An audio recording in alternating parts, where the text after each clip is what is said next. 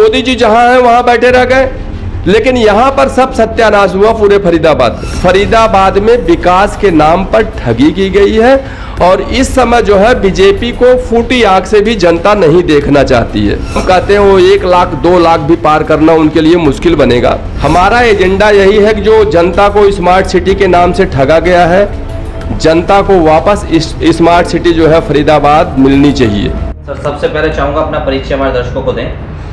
मेरा नाम शिव नारायण बाबा दुबे है। मैं किसान मजदूर संघर्ष पार्टी से राष्ट्रीय महासचिव हूँ और मैं फरीदाबाद लोकसभा चुनाव में जो है लड़ने के लिए नेतृत्व कर रहा हूँ और मैं अपना पर्चा भरने की तैयारी में हूँ। फरीदाबाद से किन मुद्दों के साथ आप मैदान में आ रहे हैं? देखिए, सबसे बड़ा मुद्दा तो फरीदाबाद के अंदर यही है कि जो है विकास के नाम पर जनता को ठगा गया है, चाहे वो बीजेपी के नेता रहे हों या कांग्रेस के नेता रहे हों।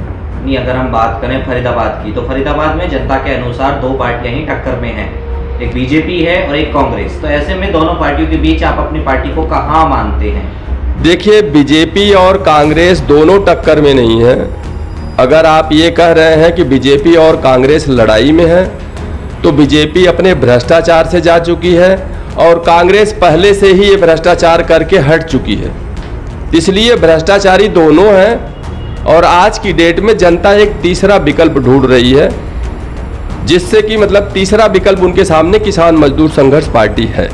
तो ऐसे में जीत के दौरान जो एजेंडा होता है, अगर हम बात करें चुनाव के दौरान, तो एजेंडा आपका क्या रहेगा?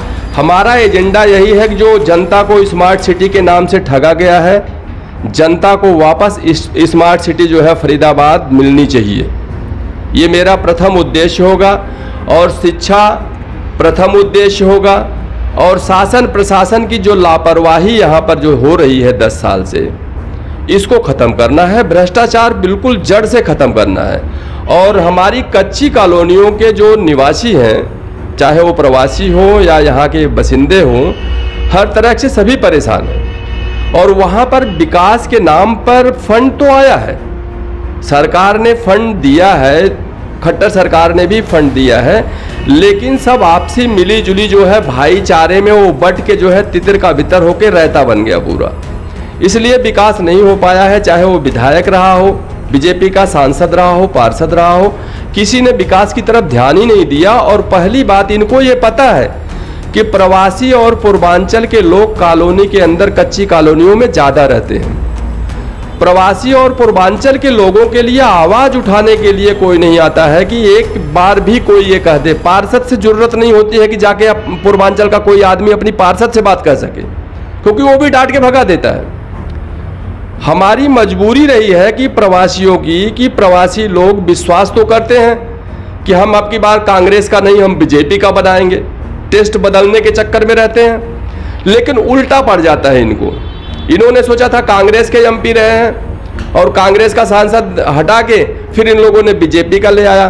बीजेपी का इसलिए ले आया कि मोदी के नाम पे मोदी जी रहेंगे तो अच्छा काम होगा। बट हुआ उल्टा कि मोदी जी जहां हैं वहां बैठे रह गए, लेकिन यहां पर सब सत्यानाश हुआ पूरे फरीदाबाद का।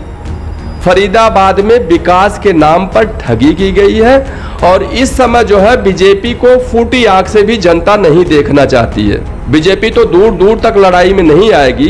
कहने के लिए लोग ये कह रहे हैं कि अब की बार 10 लाख पार, हम कहते हैं वो 1 लाख 2 लाख भी पार करना उनके लिए मुश्किल बनेगा, क्योंकि वही जनता है, वही बीजेपी को भी वोट देती है, वही कांग्रेस को भी वोट देती है, वही किसान मजदूर संघर्ष पार्टी को भी वोट देगी। जनता वही है। और सबसे बड़ा समीकरण क्या है कि आज पूर्वांचल के 10 लाख लोग हैं यहाँ पे। उन 10 लाख लोगों का नेतृत्व करने वाला कोई पूर्वांचल का एक भी लीडर नहीं है। कोई भी एक जो है मतलब पार्टी ने किसी पूर्वांचल वाले को टिकट नहीं दिया है, जैसे पूर्वांचल वालों का कोई यहाँ अस्तित्व ही नहीं है। इसलिए हमने ये मन बनाया, हमारे लोगों ने हमें कहा, पूर्वांचल के लोगों ने कहा कि आप जो है खड़े होइए किसान मजदूर संघर्ष पार्टी से। मैं दूसरे को खड़ा करने वाला था, लेकिन उन्होंने बोला नहीं, आप खुद खड़े होइए। और किसान मजदूर संघर्ष पार्टी की तरफ से मैं पूर्वांचल का नेतृत्व करने के लिए यहाँ खड़ा हुआ हूँ। दर्शकों से क्या अपील आप करना चाहेंगे? दर्शकों तो यही अपील करना चाहता हूँ कि पूर्वांचल के लोग हैं, प्रवासी लोग हैं, पूर्वांचल और प्रवासी का कोई भी लोकल नेता अगर आ जाता है तो प्रवासी और पूर्वांचल के लोग अपनी बात खुल के उसके सामने नहीं रख पाते हैं। मैं जनता से यही कहना चाहूँगा कि पूर्वांचल वासियों से यही कहना चाहूँगा कि ये एक बहुत बढ़िया मौका है, हम आपके लिए संघर्ष करने के लिए तैयार हैं। आप लोग सब लोग एक होके हमारा साथ दीजिए, हमें वोट दीजिए, जिससे हम आप लोगों की आवाज़ पार्लियामेंट तक पहुंचा सकें। जी बहुत बहुत धन्यवाद। जय हिंद, जय भारत।